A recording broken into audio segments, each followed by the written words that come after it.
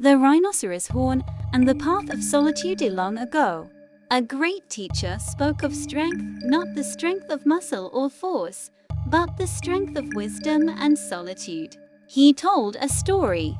In a dense forest, a mighty rhinoceros moved forward with unstoppable power. As it walked, it pushed aside fallen trees and shattered obstacles in its path. Nothing could stand before it. Yet behind this powerful creature followed smaller, weaker rhinoceroses, young ones trying to keep up.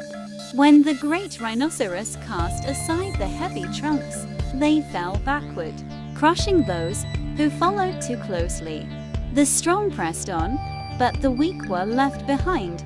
This, the teacher explained, is the burden of greatness. A powerful leader may move swiftly and decisively, but not all who follow can endure the same path. From this image, he turned to something even deeper.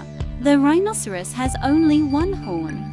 This single horn became a symbol drawn from the ancient teaching known as the Rhinoceros Horn Discourse.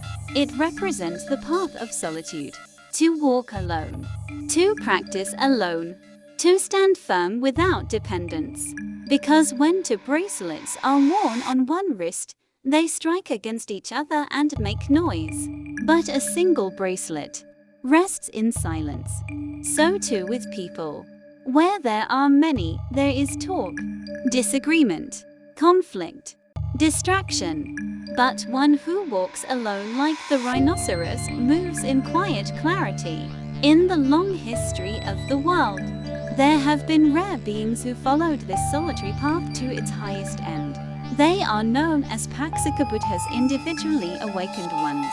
They do not learn from a teacher. They discover truth entirely on their own, through immense effort. Across vast stretches of time, countless lifetimes, they fulfill the perfections required for awakening. It is said that to become such a being requires two immeasurable eons and 100,000 world cycles of preparation. And yet, even with such profound realization, their path is different from that of a fully enlightened Buddha. They understand the truth completely. They see reality as it is. They attain liberation. But they do not establish a teaching that others can follow step by step. Their wisdom is like a dream seen in perfect clarity, but difficult to describe. Like a traveler who tastes a rare and exquisite drink in a distant land, yet cannot find the words to explain its flavor upon returning home. They can speak, they can guide, they can inspire, but they cannot fully show the path as a fully enlightened Buddha can. There is an ancient story of a queen named Paduma Devi. She gave birth to 500 sons. The first was born in the ordinary way, but the others arose in a mysterious manner, emerging from lotus-like formations, growing gradually into full human form. These sons, through the power of their accumulated merit, all attained enlightenment on the same day, becoming Paksika Buddhas together, 500 solitary awakened ones, each walking alone, yet arriving at the same truth. Such beings appear only at certain times in the world, not when the teachings of a Buddha are flourishing, and not in ages completely devoid of truth. They arise in the quiet intervals after one teaching has faded, and before another begins. It is said that the last of these solitary Buddhas lived until the birth of the one who would become Gautama Buddha. Upon hearing that a fully enlightened Buddha had been born into the world, he quietly passed into final peace. For in this world, two such lights do not shine at the same time. Even among the enlightened, there are distinctions.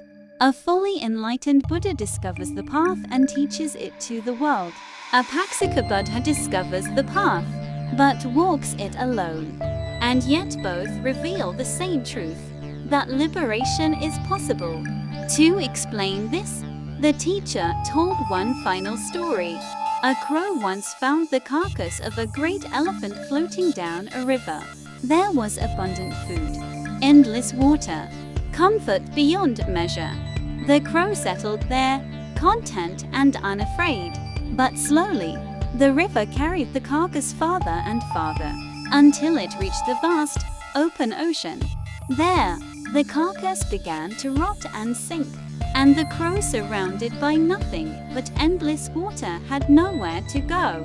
Consumed by comfort, it had failed to see the danger, and so it perished. The lesson is quiet, but clear.